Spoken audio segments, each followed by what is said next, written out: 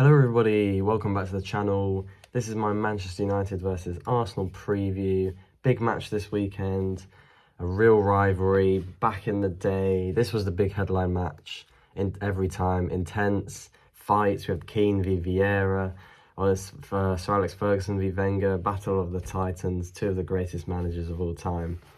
And slowly, after a few boring years where Arsenal and United have been struggling, kind of like fighting for the Europa League spaces, it's finally starting to return to the big blockbuster match it once was. And this fixture last year, like shows why last year, one of the best fixtures of all season. It just had everything. Prime Ballon d'Or Rashford, where everyone was shouting at the time. He scored a banger, sent party. Rashford and Saka were going toe for toe, scoring bangers both and doing the same celebration as well. And then obviously Nketiah, when everyone was making memes about him, he scored the last minute winner as well. That's when Arsenal were well in the title race. I think they put themselves like 9-point clear from this win. And obviously we were trying to get in there, but we never really did. Yeah, we'd like, some fans like to say we were in a title race, but we never really were. It's just when you get that close and we beat City, we beat Barcelona, we won the Carabao Cup. We started to believe a little bit more, but obviously didn't need to. But let's focus on what's happening today. We've looked relatively poor this season. Spurs and Wolves, we were terrible. No balance. I think Mason Mount was kind of, I don't want to keep going in on him, but he was looking pretty poor. Against Forest, though, we did have a terrible start. We went 2 goals down in 4 minutes, but we salvaged it with a great comeback. Bruno was being a great captain. He had more, without Mount, Bruno has more impact on the game, and he's able to dictate it better because he's focusing on the creativity. Eriksen's just in the middle there, and then Casemiro is obviously doing a CDM role. And in terms of Arsenal, they've looked pretty shaky as well this season. They drew to 10-man Fulham last week. They were holding on against Palace and Forest. Like, they only won by 1 goal in both those games. So both teams are going to be well up for this. This is a perfect way to put an imprint on the league. Start properly now, you know what I mean?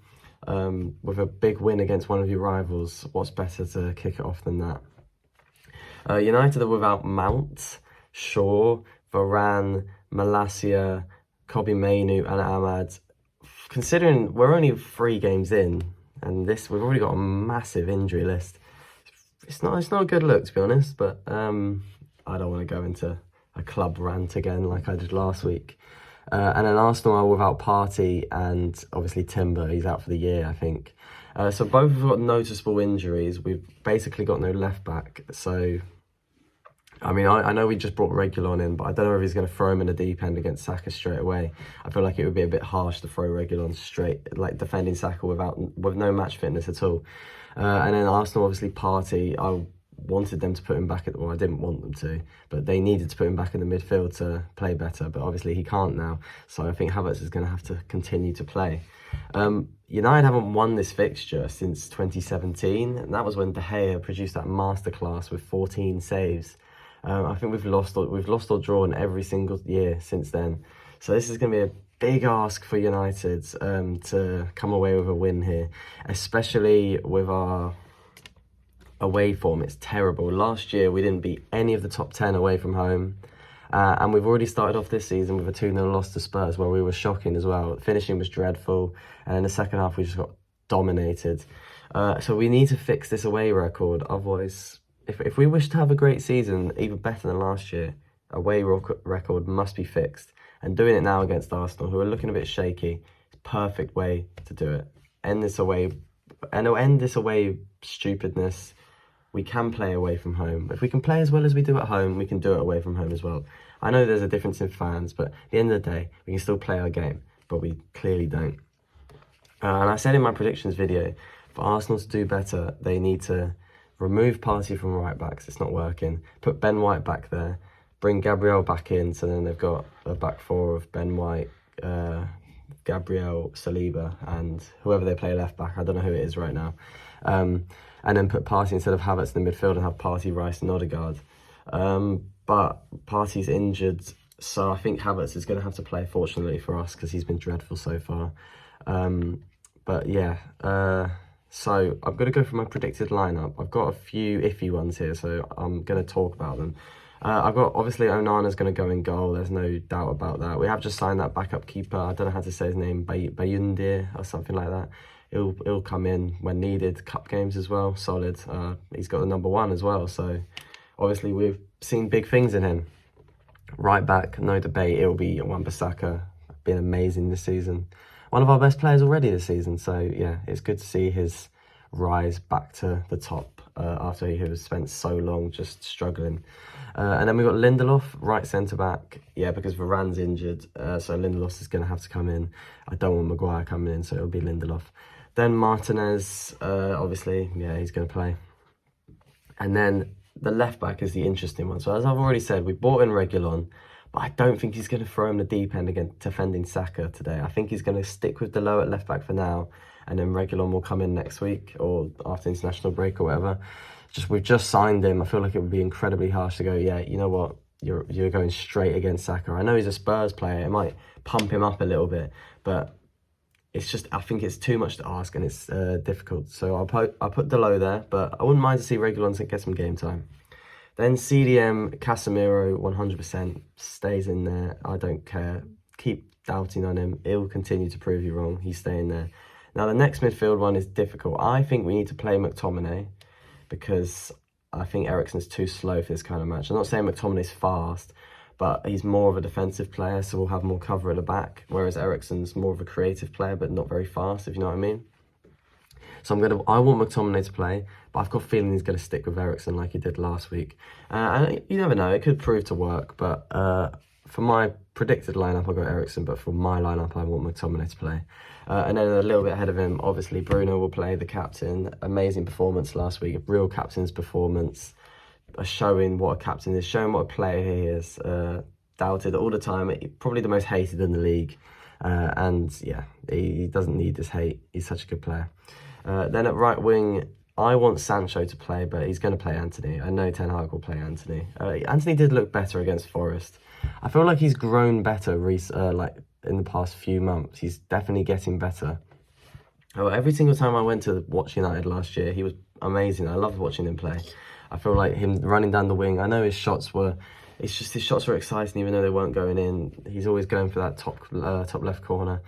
But he has looked better, but I feel like Sancho needs to play.